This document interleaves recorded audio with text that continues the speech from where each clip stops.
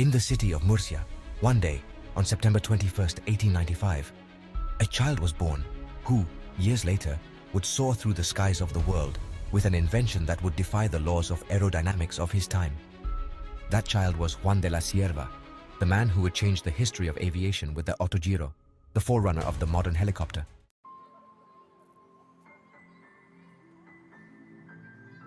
The son of an influential politician and lawyer, Juan de la Cierva grew up in an environment of opportunities, but also of responsibilities. From a very young age, he showed a fascination with machines and flight, an interest that was not so common in Spain at the beginning of the 20th century. While other children played with simple toys, Juan entertained himself by taking apart clocks, observing the mechanisms, and trying to understand how they worked.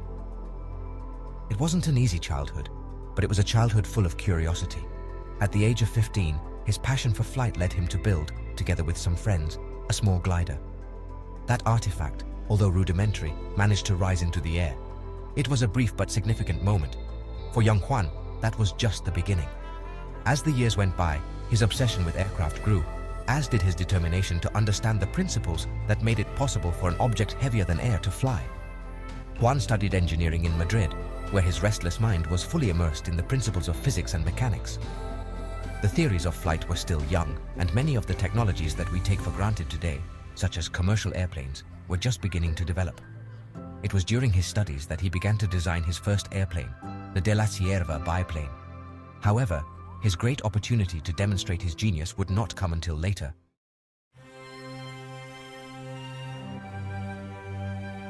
In 1920, Juan de la Cierva experienced a failure that, paradoxically, would change his destiny.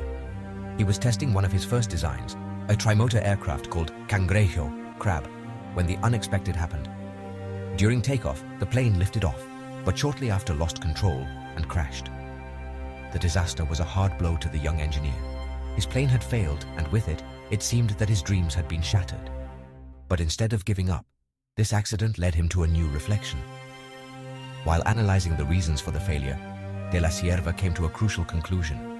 The problem lay in the stability of the flight. It was then that his mind began to work on an idea that would revolutionize aviation.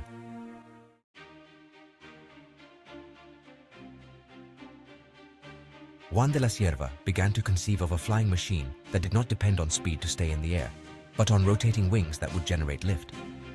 This idea was radical, completely different from what other engineers were developing at the time. But de la Cierva was not intimidated by the difficulty. In 1923, Juan de la Cierva presented his first great invention to the world, the Autogyro.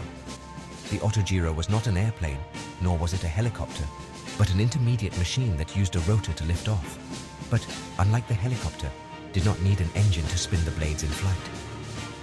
The blades of the Autogyro rotated passively thanks to the forward speed of the aircraft, which allowed it to fly stably at low speeds, and most importantly, land safely even in the event of engine failure.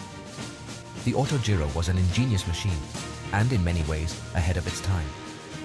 At a time when air accidents were common and airplanes were fragile, the Autogyro represented a new way of flying, safer and more reliable.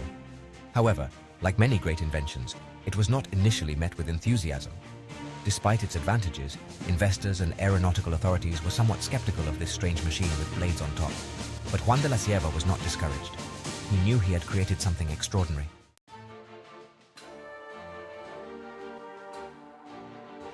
After several years of testing and improvements, in 1924, the Autogyro finally made its first successful flight in Madrid. It was a historic moment, and although it went unnoticed at first, soon the world began to pay attention. As the Autogyro's flights demonstrated its safety and reliability, the international community began to take an interest. The United Kingdom, always at the forefront of aviation, was one of the first countries to adopt the Autogyro. In 1925, de la Cierva took his invention to England, where it was received with great interest by the Royal Air Force. The Autogyro began to make a name for itself, and Juan de la Cierva, although shy and reserved, was gaining recognition as one of the great innovators of his time. The simplicity and effectiveness of his invention impressed British engineers, who saw in the Autogyro a solution to many of the problems faced by conventional aircraft of the time, especially with regard to forced landings. In addition, Its ability to fly at low speeds and land in confined spaces made it an ideal tool for military and civilian uses. In the following years, Juan de la Cierva's Autogyro traveled the skies of the world.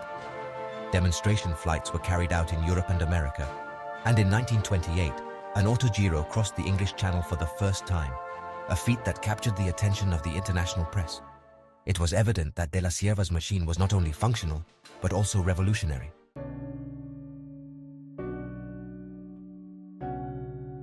Despite his success, Juan de la Cierva never stopped working to improve his invention.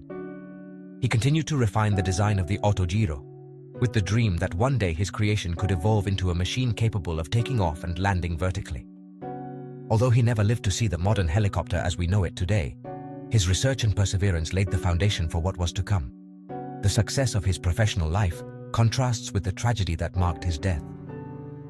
In 1936, at the age of 41, Juan de la Cierva died in a plane crash in Croydon, United Kingdom, when the plane he was traveling in crashed due to bad weather. The irony of his death is bitter, as the man who had dedicated his life to making flight safer lost his own in an aviation accident.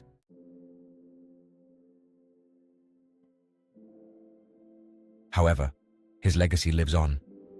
Today, Juan de la Cierva is remembered as the father of the Autogyro, the forerunner of the modern helicopter. His vision, his tireless work, and his ability to overcome personal setbacks make him one of the most important figures in the history of aviation. The Autogyro, although eventually surpassed by the helicopter, was a fundamental step in the evolution of vertical takeoff and landing aircraft. Juan de la Cierva's legacy is measured not only by his inventions, but by his example as an engineer and as a human being. A man who, after each failure, rose with more strength, more determined to reach his goal. A man who, from the small city of Murcia, dreamed of flying and achieved it, taking us all a little closer to the sky.